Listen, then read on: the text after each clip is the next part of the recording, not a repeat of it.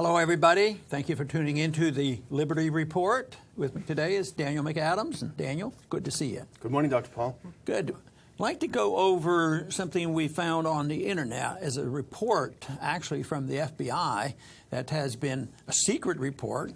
An Intercept picked it up and reported on it.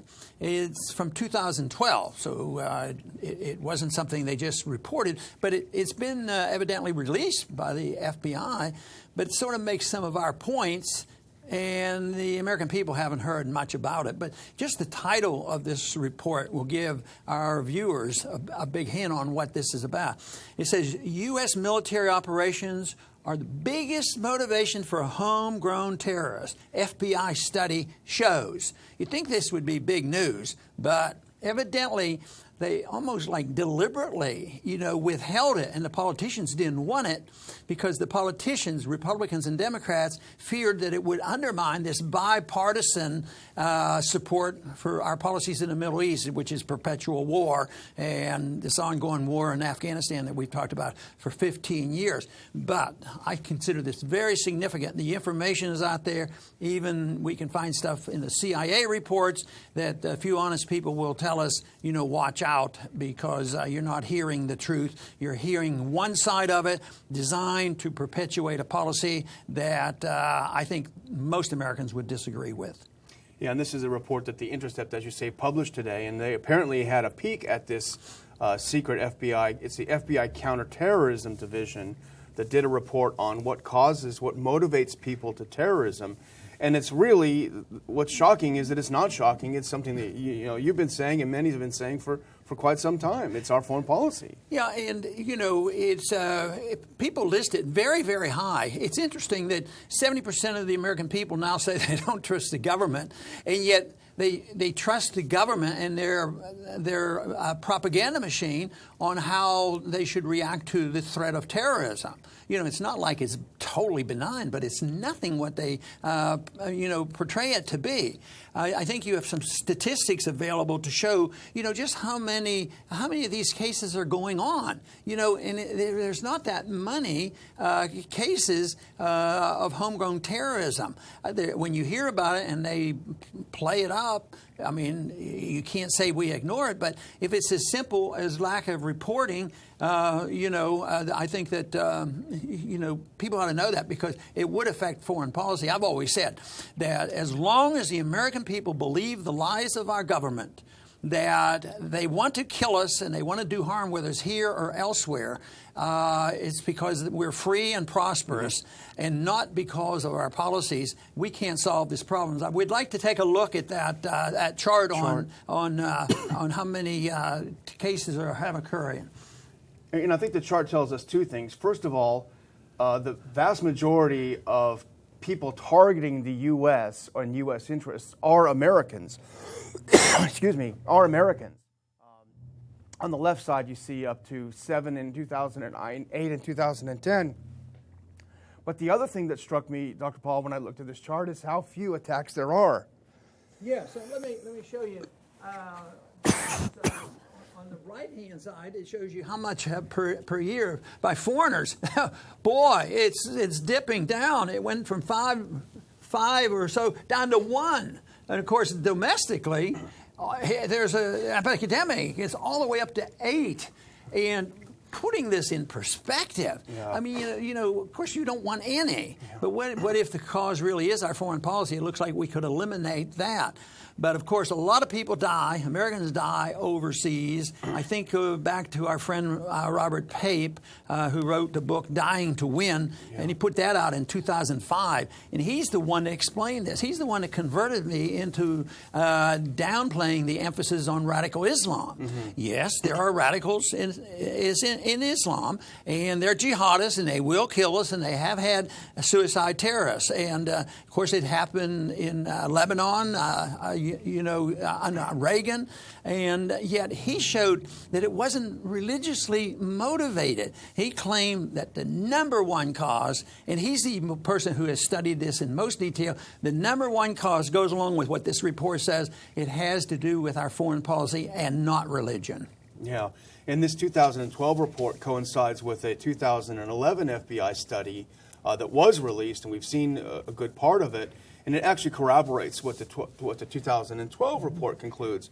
And it's very simple. The increase in terrorism, which wasn't a big increase we saw, is not due to recruitment by foreign violent extremists, but by self-selection.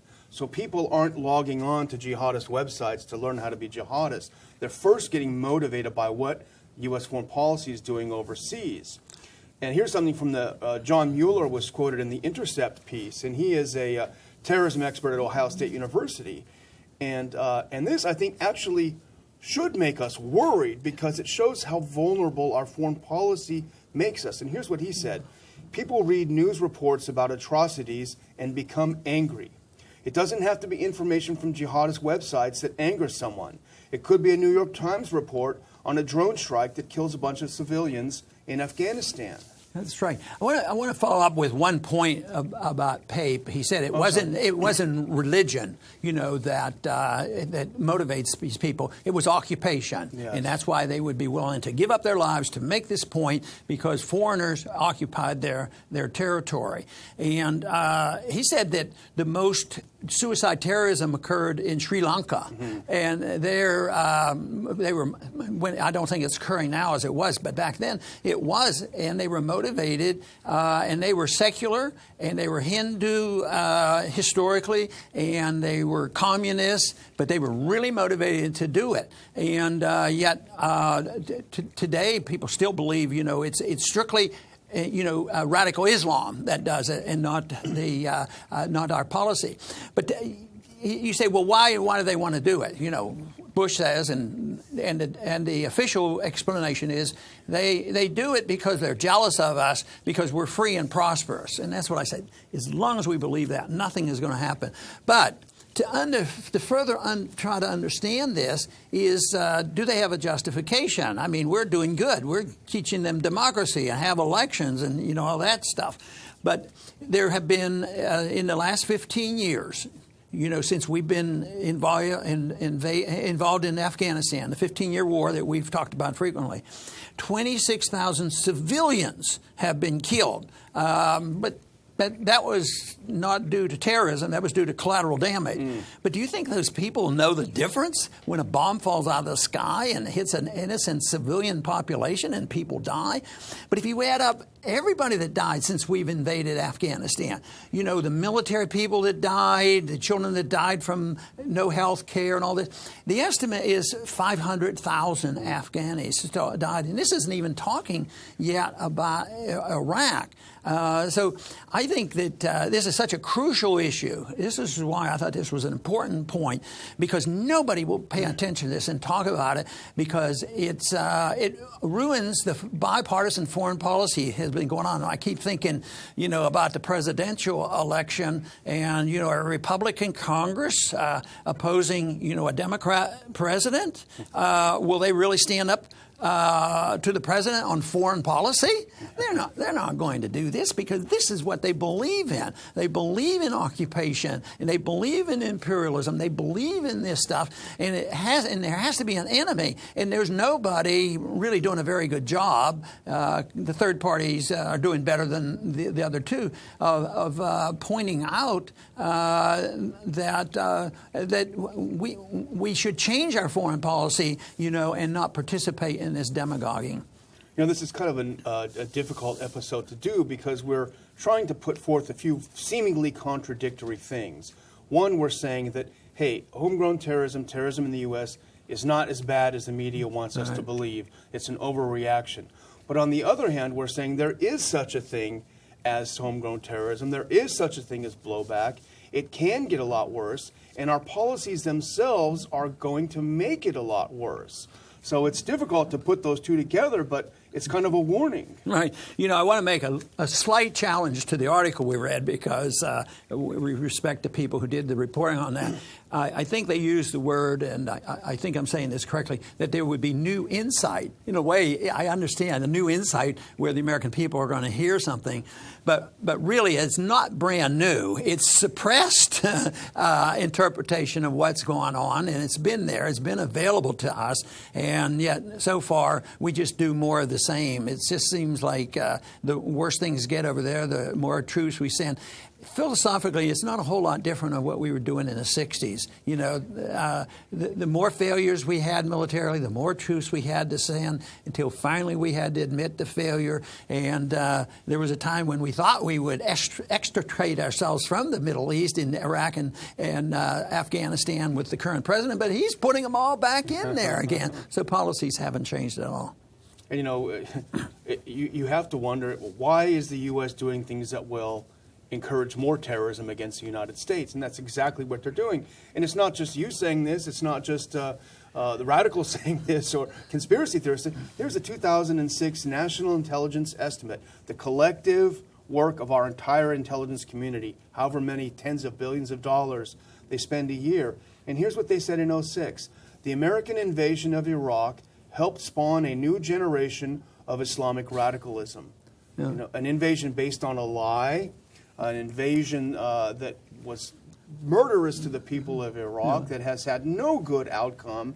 And not only did it ruin the country, it's now making us so much less safe. You know, and it is always risky trying to figure out the position of the people who perpetuate this policy, you know, what their motivations are. Are they in total denial? They sort of know what's going on, but we can't do it because we have these interests over there. Or are they just totally ignorant and they fall into the trap? A lot of members of Congress, I think, fell into the trap of listening to the experts to come and give them their secretive reports, you know, the CIA agent and all these secret hearings, and build up the support by the members of Congress. They do it all the time. But it's hard to believe, though, that the people who are really in leadership, when you read behind the scenes and how Hillary actually, you know, described this stuff, you know, when she was talking about foreign policy, they knew exactly what they were doing. But the people who go along, you know, it's sort of like you've made the point of how the media goes along, you know, with it, too. Are they part of the conspiracy? Well, indirectly they are, but they're also people who aren't doing their homework. Yeah, intellectually lazy. It's very easy just to parade the conventional wisdom around. You don't want to face your editor, especially when there are so few reporting jobs these days. Face your editor with something completely different and completely new. But well, why is it they don't grab our stuff and put it out there? You know, they're not doing that. I do want to read one quote from one individual that was included in this study. And he was in the individual that was involved in the towers bombing. I think it was the one in the 90s. The Times Square, yeah. In Times Square. And he said many terrorists in the United States, this is the report, many terrorists in the United States have also been outspoken about their motivation for planning attacks. Shahzad, the failed Times Square bomber who was included in the FBI study, succinctly explained his own reasoning in court. So here he is. He's being tried on this. Mm-hmm. And I would have to assume he's probably in a position to tell the truth. He's not going to make well, how could he gain anything? If he was trying to save his life and something, he might lie or something. He says, I want to plead guilty 100 times because unless the United States pulls out of Afghanistan and Iraq until they stop drone strikes in Somalia, Pakistan, and Yemen, and stop attacking Muslim lands, we will attack the United States and be out to get them. Now, that is pretty blunt, but they'll say, you know, like they said to me, you mean you should take your directions from Osama bin Laden? Yeah. No, but you ought to take a hint. But they were still, even in this report, reported the three major reasons why people in that area, the ones who have killed a lot of Americans already, who would participate in something like 9/11 and have, they listed, bin Laden listed, and they said, it was the unfairness and favoritism toward the Palestinians. It was the support of bad dictators in those lands over there, like in Saudi Arabia, and constant bombing and killing of Muslim people. And it wasn't like 9/11 occurred before we started killing a lot of Muslims. No. But that's considered un-American to say that. But why is it un-American and unpatriotic to try to tell the people the truth, to do something to improve our country and improve the chances of having peace and prosperity? But they want to turn that around because they can't stand to bear the truth. Truth is treason. Mm-hmm. In an empire lies, and we have an empire lies, and they lie and they do and say anything they want. This is part of it, except we had a glimpse of the truth. both from the CIA report and the FBI report. And I really believe that if more people knew about this, they would say enough is enough. I'm optimistic that when the people know, they're going to come down on our side for this. But superficially, they like a strong person and they get frightened. People have to be frightened. They have to be scared. And that's why they want a strong leader to take care of us and, and protect us and give us perfect safety, which is not the role of the government. The government is to work toward perfection and delivering liberty to individuals, not for perfect safety. That doesn't mean you don't have a national defense, but you use the defense if you're being attacked, but not using the military to go out and run an empire. And just think, though, if the U.S. actually did something to address the real cause of terrorism, that would be a big blow to the $1 trillion national security state yearly budget. So what do they do instead? Obama has a countering violent extremism program. Millions and millions of dollars are put into it. But as we read in this article that we looked at this morning, it totally makes no sense when you look at the actual FBI report. This is what they want to do. They want to steer targets toward, quote, effective approaches to activism and political social impact. And it's sort of gobbledygook, and it says nothing about policy. And the two candidates you mentioned, their two approaches are no more encouraging than the Obama's approach. Hillary wants more secret wars. She's already said that. No boots on the ground, but more special forces, more CIA. That's going to cause more terrorism. Trump wants to bomb the blank out of them. And he also wants to screen Muslims. That neither the two of those will address the real problem. Well, even Trump is severely critical of our current policy because even though we're involved and he's not a non-interventionist, he said, "Why do we let them know what we're going to do? We have to do it in secret, surprise them, and boom, boom, boom, and get them." It's a big difference. The use of government force for special interests, whether it's oil industry, remaking the Middle East, the military-industrial complex, satisfying the neocon philosophers who probably sincerely believe that they can make it a better world, which is pretty doubtful that anybody could believe that. But when you look at it, it's just a shame. But I wanted to, the point I wanted to make earlier is the American people, when they get the information, like the American people and the Congress hesitated to endorse bombing of Assad. Yeah. And yet we're back, they've been angling to do that again, and it looks like eventually it will happen, except we're in a more dangerous world now. I mean, we're threatening to still bomb Assad. At the same time, the Russians are really in there. The Russians come in and save their ally, and they're saying, you better not do it. And they have moved their missiles in there. But, they probably have talked about this in the campaign, but I haven't heard a clear real discussion about the seriousness of our conflict and the war with Russia. Yes, Trump has a different position than Hillary, but have they talked about just getting out of there and bringing the troops home? No, and always, once again, even if they might have a softer position in one area, there's not a softer position because politically they believe that we have to be radically opposed and be really tough on radical Islam jihadists because they don't believe anything we're talking about. It's all radical Islamic jihadists, which we precipitate. I think we have jihadists, we have warmongering religious people in all religions, and what motivates the support for killing 26,000 civilians?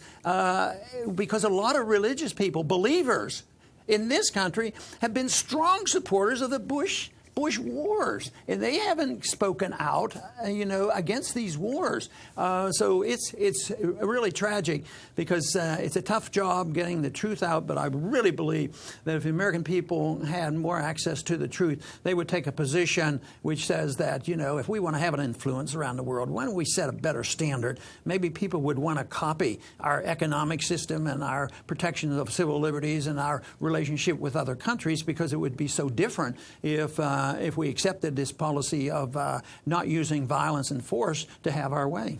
That's why we hope our friends that are watching the show will share the show with your friends and relatives and pass it around. Maybe the word will get out. Very good. And I want to thank everybody for tuning in today to the Liberty Report. And as I'm sure you can tell, I consider this report that we've been talking about from the FBI as very, very significant, and that it would be great for a lot more people to realize that the CIA and the FBI have made reports very similar to what we have been talking about, but they have been silenced and kept away. Here it took nearly 10 years for some of these reports to become known. But the information is out there and common sense is out there. American traditions are out there, and they're all being challenged. Unfortunately, I'm not very optimistic that immediately after this campaign is over, regardless of what happens, that immediately we're going to be coming home with our troops and the war's ended. That's what we need to do. And I don't think America will be in greater danger. I think we will be much safer. We certainly will be a lot more prosperous. I want to thank everybody for tuning in to the Liberty Report. Please come back soon.